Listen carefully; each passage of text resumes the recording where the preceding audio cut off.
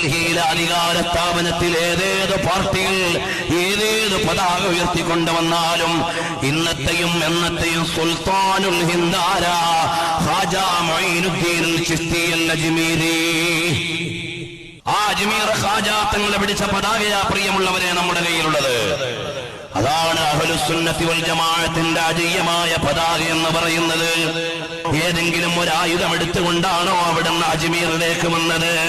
ഖാജാ മുഈനുദ്ദീനിനെ പത്തർ സജബ് സദാ ഹയ്യാ അലസ് സ്വലാത്തി ഹയ്യാ അലൽ ഫലാഹ്.